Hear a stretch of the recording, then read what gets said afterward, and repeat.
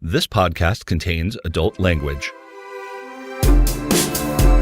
All right, welcome back. Now we're going into the sort of local hour, as it were, for the James Chambers Show, where we're going to talk about some amendments to the Missouri Constitution that we'll be voting for on this coming Tuesday, as well as a couple of propositions that are coming up, and some of them are very important, and some we have some questions and quibbles about, and so I kind of wanted to talk some of these through with you, Kate. So I think we're probably going to be in agreement on Amendment 1. Amendment 1 essentially changes the way that the state reapportions or redistricts the voting districts in the state. As it stands now, the Elections Commission can they redistrict and they redraw everything, and then 70% of them have to agree to that new map. Well, what this amendment does is it takes a state demographer, and that state demographer does the redistricting independent of the council, sends the map to the committee, sends the map to the committee, and that committee then has to either ratify it or 70% of them have to agree on changes that need to be made. So if a proposed change happens, then up to 70% of the committee has to agree that those changes are valid. So it kind of takes the political pressure off of the committee and puts it into the hands of somebody else. In theory, I like that. Well, I know there might be kinks in that, because right. If you're going to get 70% to agree on it to begin with, then how are you going to have a problem meeting the threshold for 70%? It's a different form of political pressure, I would think. It's possible, but I think that especially in our state, when we have a largely red majority, that it's easy to get a 70% pass rate with some major redistricting changes that have happened in gerrymandering. So I think that taking that out of the hands of the committee, because the committee then has to, if they want to change something, they have to go through the process of saying, here's the changes, and all 70% or more have to approve it. So I think there's at least a little bit more of a check on that procedure, I would hope. I mean, it would be a new system, so how the details, who knows? Right. But I think it's an interesting change because, and this is tried in many other states, where when it's taken out of the hands of the politicians, redistricting becomes much more fair. And that we've seen that in multiple states around the country, where they've gone to these nonpartisan outside groups who just look at the raw numbers without any Democrat, Republican ideologies, and they make them all competitive, essentially, mostly all competitive. And I mean, for Missouri, I think that would be a very good thing, because we are not so red as people like to think we are. Right. We're actually much more of a purple state, as President Obama would have said. So I think one of the bigger fun things of Amendment 1, and this is very important as far as I'm concerned, is that it actually limits campaign contributions for the candidates for state legislator. It takes essentially for a state senator who's running for office, they can only accept $100 for a particular campaign from an individual and $500 for a representative. So that dramatically lowers the bar for how much money that people or groups can contribute directly to the candidates. It doesn't touch PACs, unfortunately, but that is, I think, a very important thing to reduce the amount of money that flows directly into these candidates. It establishes a limit on gifts to state legislator and their employees. So lobbyists can only pay for gifts that are up to $5. And that's great. Now, I'm sure there's going to be ways. Take you to Starbucks and buy you a scone. Now, we can't get that for your assistant, because that's going to make it $6.50. Well, but do you guys want to share a scone? It's probably per person. Maybe. I mean, I guess they theoretically could each get a cup of coffee. Or per occurrence. And that's possible too. So they go out to Starbucks a lot. So then it prohibits state legislators and their employees from serving as paid lobbyists for up to 2 years after their last legislative session. And that's a big one. And that's something we need to do on a federal level too.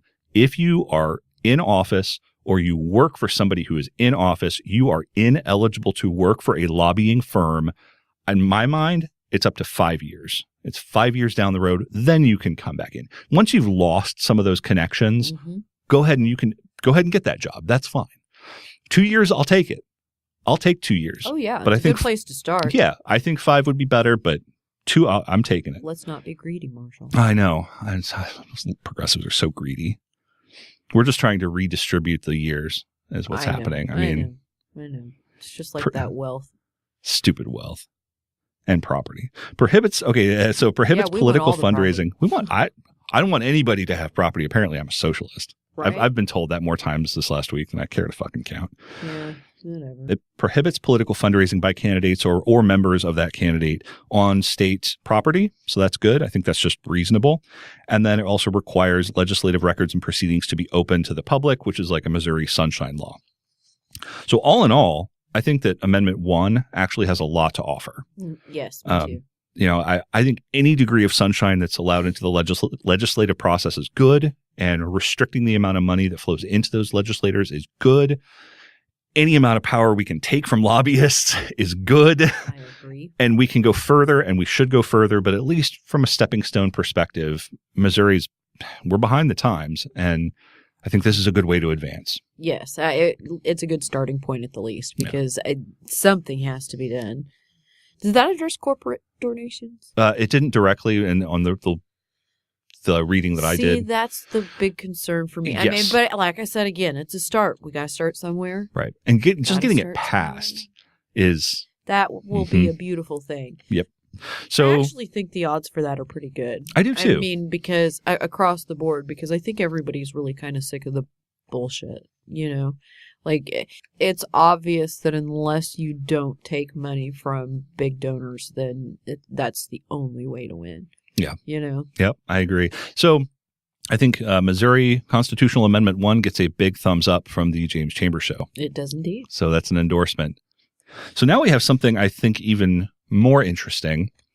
And we're going to do there's a couple of amendments, or two amendments and a proposition that we'll go through. But Amendment 2 to the Missouri Constitution will allow for the use of marijuana for medical purposes and create regulations and licensing or certification procedures for marijuana and marijuana facilities.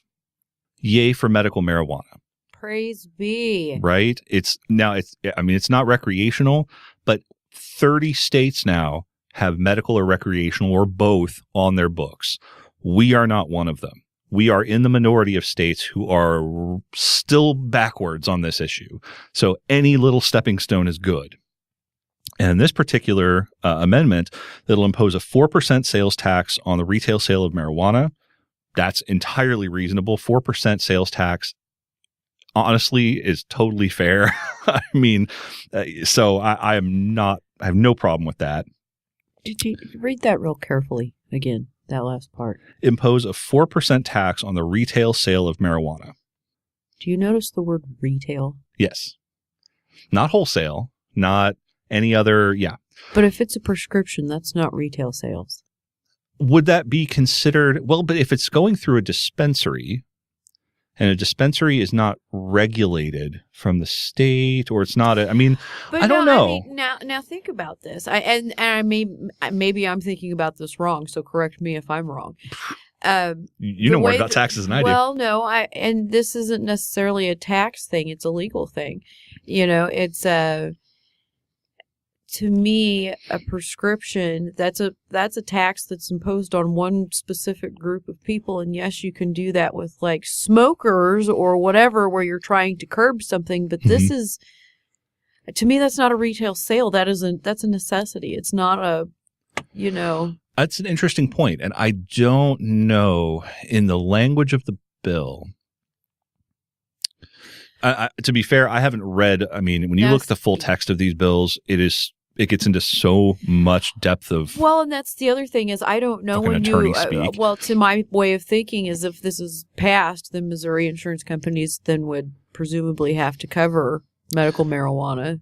Yes. You would think, but because it's still a Schedule I drug federally, I don't know if they can.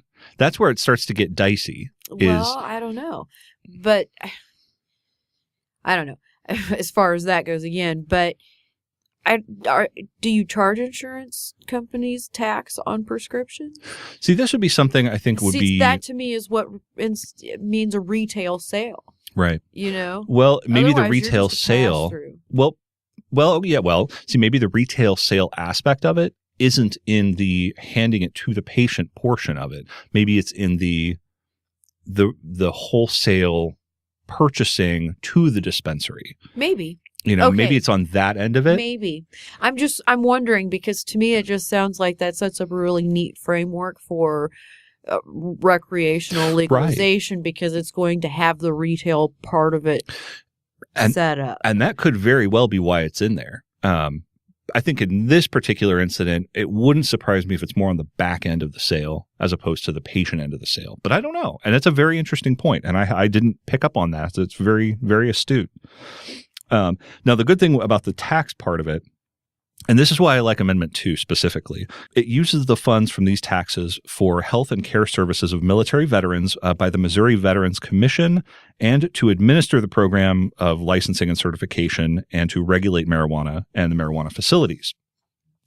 So the reason I like that is because we're handing these tax dollars essentially to an organization that already has a structure in place to manage those types of care. I mean, to manage the actual health care and the continuing care of veterans. So we're handing an organization money that needs the money that we already know exists. Right. And the need is there. And it's going to be a perpetual need. Yeah, it's a perpetual need, and it's going to be marijuana. Let's get real about it, is a perpetual cash cow. Oh, yeah. I mean, states who have recreational marijuana have huge amounts, billions of dollars in tax revenue flowing into them. It's just amazing. Mm-hmm. And Missouri could be part of that. It's entirely possible. We don't want to be a good state, Marshall. we gotta hold some shit back. We don't want to have money. Who needs money? We don't want to be able to give people their tax refunds when they're due to them. Or fix roads. No. But who cares about infrastructure? Nah, we don't.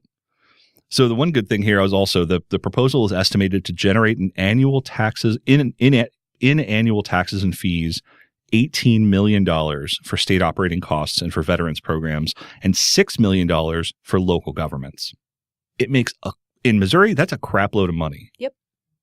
That's a huge, and the expense is still $7 million, but guess what? That's still $17 million profit. I bet you that estimate is really, really underdone. Oh, yeah. I agree. I think that there is going to be a huge boon in terms of cash flowing into the coffers of the state and the local governments. I mean, there's just really no way it wouldn't, honestly. Right. So now if we go to there's Amendment 3, which also deals with medical marijuana. And I think we both have some issues with this one. And we'll get into that. So medical marijuana makes it legal. I'm going to kind of fly through this. Licensing procedures, medical marijuana facilities, blah, blah, blah. It imposes a 15% tax on the retail sale of marijuana and a tax on the wholesale of marijuana flowers and leaves per dry weight ounce to licensed facilities. So it's taxing it on both ends, which is interesting. And it's interesting because it uses these funds to establish a state research institute to conduct research on the purpose or for the purpose of developing cures and treatments of things like cancer and other incurable diseases and medical conditions. At first blush, it sounds great. Yeah, that sounds fine. I mean, you're using medical marijuana to fund research for medical science. Mm-hmm. And that's fine. I have no problem with that when you look at it at first. The problem starts coming into this amendment makes Brad Bradshaw, fake name, that's his real name, but makes sounds like a fake name. It really does does that to their child. Anyway. I know. This makes Brad Bradshaw, who's the actual contact person on this initiative petition, the research chairperson of a newly created research institute that is funded by fees and taxes on medical marijuana. Brad Bradshaw will select the members of the board that will govern the research institute, which will issue regulations and licensing procedures for the medical marijuana and medical marijuana facilities, dispensary, cultivation, and marijuana-infused product manufacturing facilities. This creates a whole new bureaucracy around one guy who gets to choose all of his own board members, essentially, or committee members. Well, and what law essentially names a person into the position? How do you ever remove them or replace them? Right. What happens when they die? Yeah, good question. And what happens when they grossly mishandle millions of tax dollars? Yeah, see, that one, it's just, no. Yeah, there's something very fishy about that. When you look at, and let's look at the money, just for shits and giggles. Let's take a quick look at that, because the actual, balls. I forgot to copy that part of the money. That's okay. It's way more expensive, and there becomes issues of eminent domain when it comes to the research facility sites. Yeah. In this particular amendment, it would also tell who could grow where and when. Yeah. And it's tens of millions of dollars. I mean, it's this huge amount of money. It was like 60-something million dollars. Is that also the one that doesn't allow for home grow? It didn't. Now, in the short synopsis, it did not say anything about it. That might be C. But there's one of them that specifically does not allow for home grow. Well, I know that 2 does. Right. 2 does allow you to grow and cultivate your own marijuana if you have a prescription card. Yes. I didn't say how much, but even so, I'm sure there'd be 2 fucking plants is usually enough. You know what I mean? It's like, I guess I don't know. Oh, I knew people back in the day. I mean, I'm just saying. I don't know that I've ever actually seen one in person that's not processed. They are in some way. They get big. Do they? They get big if you have a good healthy plant. I don't grow marijuana. I just know people who did back when I was a teenager. I know someone that grows in Colorado. Yeah. No, yeah. I mean, people got their card. Yeah, exactly. But I can, so just for people who don't know, marijuana can be a big goddamn plant. I mean, it can get up to like 7 or 8 feet tall if you let it cultivate, especially if it's been established and really starts to produce. And you always want to get, let's get technical. So you always want to get a male and female plant of the same strain so they can cross-pollinate. And that way you have a perpetual cycle every year, and they will continue to germinate and process and do the whole natural sex thing.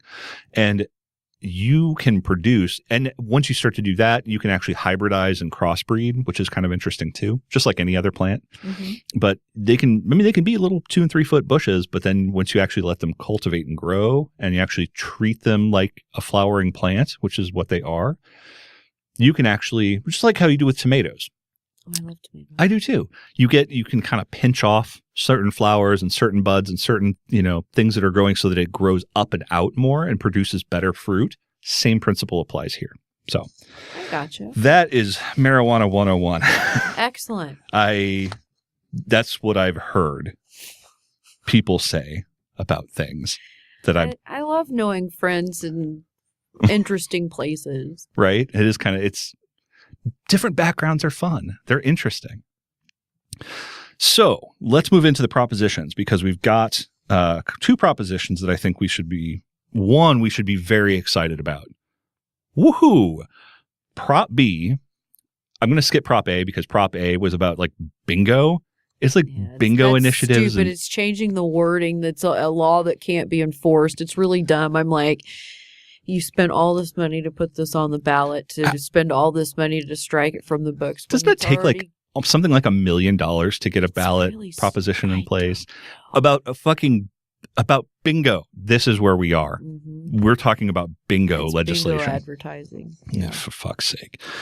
So, Prop B, on the other hand, this increases the state minimum wage to $8.60 per hour, with 85 cents per hour increase each year until 2023, which means that the state minimum wage would be $12 per hour by 2023.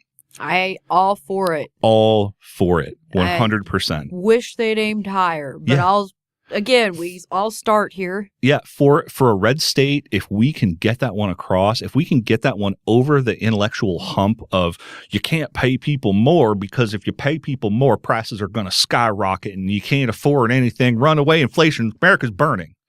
Once you get over that hump and say, no, the fact that people have money to spend means they spend money. I sometimes wonder if maybe we shouldn't be reframing this particular argument in a way that really throws the numbers home to you.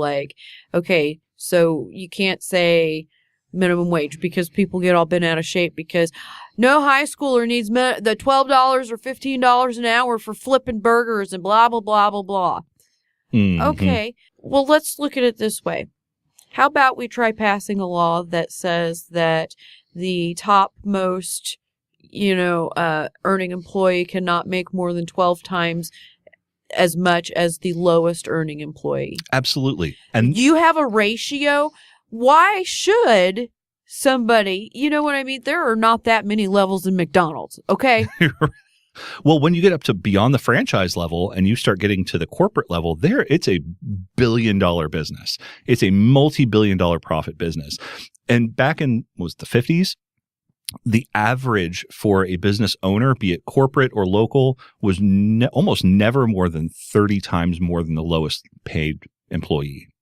That's still a lot. Oh, that's a whole lot. Yeah, but they were also getting taxed at a higher level, so it kind of evened the playing field a little bit. Now it's over 300% more, and that's at a minimum.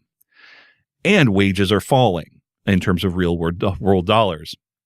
This kind of adjustment to get us to $12 an hour, honestly, it's a bit of a pittance when it comes to actual purchasing power. Yes. But it is such a good direction. I think once people understand that, like, hey, I know a guy who was having a hard time, or I know a gal who couldn't pay her student loan debt, or I know somebody who's working 3 jobs, but now only has to have 2. Those are all good things. Like, once they can get past the initial sticker shock, which, for fuck's sake, $12 an hour is not sticker shock. I mean, it shouldn't be to anybody. When 50% of the American workforce earns $30,000 a year and less, that's terrifying. 50% of American workers earn $30,000 or less per year. This should be a no-brainer. But for some people, it'll be a struggle, but I am super on board with this. This is going to exempt government employees from the increase. So, because government employees typically make more anyway. So I don't think it's going to really affect them either way. And then, of course, it'll increase the penalty for paying employees less than the minimum wage. I believe there's still some language in here about tipped employees, and they can be paid less. And they get screwed over quite handily. Minimum wage increase, and it's on the ballot, and it's the right thing to do. And another proposition that has the James Chambers Show stamp of approval.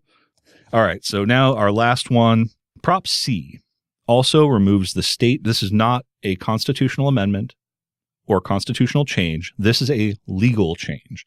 It removes the state prohibitions on personal use and possession of medical cannabis with a written certification by a physician who treats a patient diagnosed with a qualifying medical condition. Again, medical marijuana. So it removes the state prohibitions on growth, possession, production, and sale of medical marijuana by licensed and regulated facilities and a facility's licensed owners and employees. So if you own a dispensary or you're an employee of a dispensary, you can grow. Personal, it doesn't say anything about personal growth. So something to note there. It imposes a 2% tax on the retail sale of marijuana, and it uses those funds from the tax for veteran services, drug treatment, early childhood education, and public safety in cities with a medical marijuana facility. So I'm not totally sold on this one. I have some issues with it. Yeah. I mean, I think it's far too restrictive because we currently have, as it were, a medical marijuana, but you have to be within 6 months of, you have to be considered terminal, and the doctor has to say that you're within 6 months of death. So it's not really, to me, that's palliative care, not not medical, because you're on hospice. I mean, essentially what it is. You're palliative. Exactly. And so I think that the list of qualifying medical conditions is too restrictive. Right. For the things that we know that there's been shown at least a link between use and improvement. Right. Well, now also just to go to that restriction issue, again, 2% tax on the retail sale. That's way too little of a tax. And it's very low. And it's spread across like 16 different things. Exactly. How are you going to fund that? 4%, if it's only medical, is still going to be a really small number for quite a while. Yeah, it is. Because it's going to take a while for these people to actually prescribe. Right. That's absolutely true. Here's where I think this is also it turns an odd corner. So the funds from this, from the fees, and the license fees will go to the Division of Liquor Control to administer the program's licensing and certification and to regulate marijuana and marijuana facilities. So we're handing over a controversial, anything to do with marijuana is controversial at this point in this state. Yeah. So we're going to hand over that. I agree that in a way it makes sense to put it under liquor control because they have an established methodology of how they approach things. And I'm all for people, cracking down on illegal sales to minors and blah, blah. That's fine. I get it. But who's to say what the motivations are when the new person gets elected and takes over liquor control, or in this case, liquor and marijuana control? What's the new name? But how hard are they going to crack down on these certain dispensaries or certain facilities? They just decide to not license or certify certain things, or license and then decertify. Well, and which way? See, with three it becomes of them political being on there, although there's only two of them that really have a lot of questions and issues for me. One of them limits the number of dispensaries per county to two for a city that had, I think you can have one. It was like you can have two dispensaries for a town of 20,000 people. And then for each 10,000 after that, you could have one additional dispensary. Huh. So I was like, okay, so Fulton could have, in theory, 1.2. Right. But you have, and I was like, okay, so what about towns that are less than 10,000? Do they qualify for any at all? It's a good question, and probably not. And being realistic. And then there's the homegrown. Well, that's not realistic because in some really rural counties, you're talking about having to drive miles. Well, that's what I'm saying. It's realistic that it would be an impediment to people having access to those facilities. Right. Because and then I think it's intentionally designed that way. Right. And if it's specifically, if this is the one that also that restricts the home grow, that's really even less helpful. Yeah. Now, to be fair, and just to be, we're not sure which one. All of these, because there's a lot of.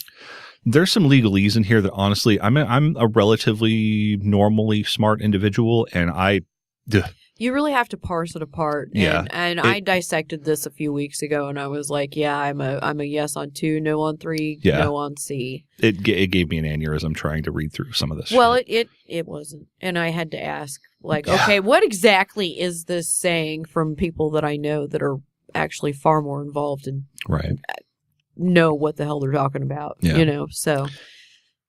Well, I think that just for the purposes, we discussed this just briefly while we were pausing for a moment, was that there's a problem with having all three of these 2 amendments and 1 proposition on the same ballot in the same year. And that is that what happens when, say, what happens when all 3 of them get voted up? Right. Because it's not set up of you have to choose between these 3. It's a yes or no on all of them. Right. And what if they all get yeses? Right. I saw an explanation of this, and I might get it wrong at the end because I'm like, surely that's not right. Maybe I made that up, but I don't think so. If 2 of them pass, whichever one got the most votes is the one that it becomes the law of the land. Mm-hmm. And it doesn't matter, which 2 it is. If all 3 of them pass, my understanding is that it then goes to the state Supreme Court for them to determine,